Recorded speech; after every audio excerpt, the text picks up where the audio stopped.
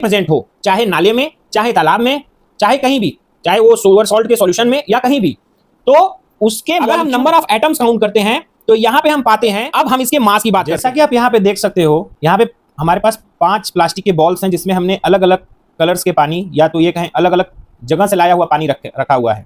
पहले वाले ग्लास में जो वाटर है वो शुगर वाटर साल्ट का सॉल्यूशन है, दूसरा जो वाटर है वो सीवर का वाटर यानी नाले का पानी है, तीसरा जो वाटर है वो टैप वाटर है, और जो ये 4th नंबर पे है ये पॉन्ड वाटर है, और 5th नंबर पे जो ये डिस्टिल्ड वाटर है। क्या कभी ये सोचा कि अगर इनका टेस्ट अलग है तो क्या ये सेम कंपाउंड से मिलकर बने हैं या इन सभी का कंपाउंड्स अलग अलग है?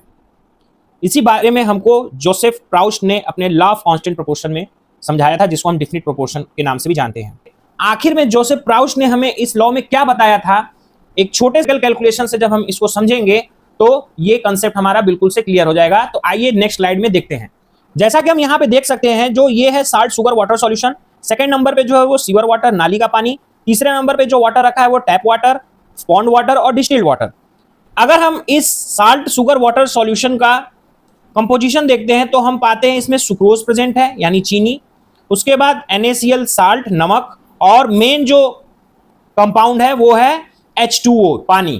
ठीक है, अगर जैसे ही हम साल्ट को पानी में मिक्स करते हैं तो वो आयोनाइज्ड हो जाता है, 2 आयंस के फॉर्मेशन होता है Na+ और Cl-। उसी तरीके से अगर हम सीवर वाटर को देखते हैं यानी नाली के पानी को, तो यहां पे भी हम देख सकते हैं वाटर प्रेजेंट है। उसके अलावा भी हमें कई कंपाउंड्स दिखेंगे, ammonia, urea, sodium chloride, calcium carbonate and so on. और लास्ट में हम यहाँ देख सकते हैं कुछ बैक्टीरियाज और माइक्रो ऑर्गेनिजम्स भी हमें दिख रहे हैं।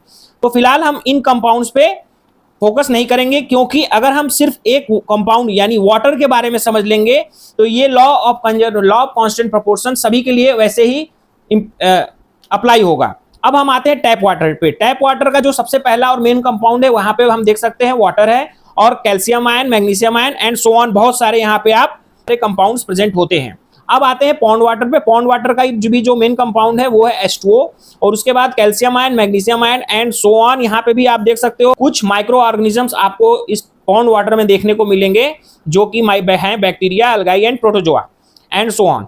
और अगर last but not the least अगर हम डिस्टिल्ड वाटर को देखते हैं तो डिस्टिल्ड वाटर में हमें सिर्फ और सिर्फ एक टाइप का ही कंपाउंड देखने को मिलता है, H2O। अब हमने 5 अलग अलग सैंपल को कलेक्ट किया और ये देखा कि जो इसमें मेन कंपाउंड है वो है H2O। तो हम बाकी कंपाउंड्स की बात ना करके सिर्फ H2O की अगर बात करते हैं तो अच्छे से समझ सकते हैं कि एक्चुअली में जोसेफ प्राउस्ट ने लॉ ऑफ कांस्टेंट प्रोपोर्शन में क्या कहा था। तो हम क्या करते हैं, इसमें से जितने भी कंपाउंड्स हो को एक समय के लिए निगलेक्ट कर देते हैं। जैसा कि आप देख सकते हो यहाँ पे हमारे 5 सैंपल्स थे, उन सैंपल्स में से सभी H2O कंपाउंड को छोड़ के हमने बाकी सारे जो कंपाउंड्स उसमें प्रेजेंट थे उनको हटा दिया, सिर्फ सभी के वाटर कंपाउंड्स को हमने, वाटर मॉलिक्यूल्स को यहाँ पे ले लिया है। अब हम एक्चुअल में जोसेफ प्राउस्ट ने कहा क्या था इसको समझने की कोशिश करते हैं। जोसेफ प्राउस्ट ने यह कहा था कि अगर कोई मॉलिक्यूल, जैसे ये एक कंपाउंड है वाटर, ये ऐसे मॉलिक्यूल से बना है, ठीक है, ये भी ऐसे ही मॉलिक्यूल से बना है, इसी तरह सब इसी जो यहाँ पे पिक्चर आप दिख रहा है H2O से बने हुए।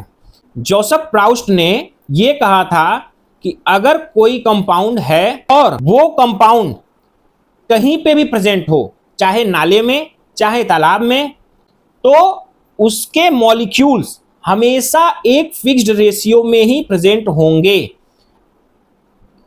वो किस प्लेस पे प्रेजेंट है ये मैटर नहीं करता है।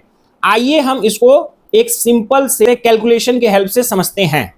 जैसा कि आप यहां पे देख सकते हो साल्ट शुगर वाटर का जो ये सॉल्यूशन है, तो अगर हम नंबर ऑफ एटम्स काउंट करते हैं तो यहां पे हम पाते हैं हाइड्रोजन के 2 एटम्स हमको हर एक वाटर के सैंपल में देखने को मिल रहे हैं, और ऑक्सीजन का 1 एटम हर एक सैंपल में देखने को मिल रहा है।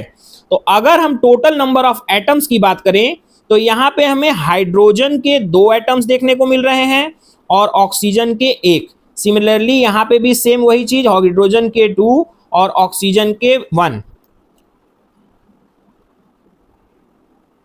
टोटल नंबर ऑफ एटम की बात करें तो टोटल नंबर 2 और 1 हमें यहाँ पे टोटल 3 एटम्स देखने को मिल रहे हैं। हर एक सैंपल में हाइड्रोजन और ऑक्सीजन के टोटल एटम्स को अगर हम कंबाइन करके देख रहे हैं तो हमें 3 एटम्स देखने को मिल रहे हैं।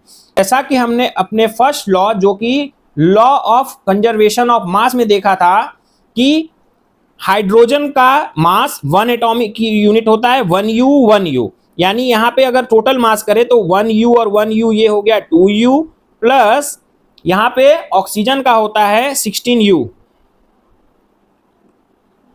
तो ये टोटल अगर मास की बात करें तो ये 18U। इसी तरीके से अगर हम सब निकालेंगे तो हमें 18U ही एटॉमिक मास टोटल देखने को मिलेगा।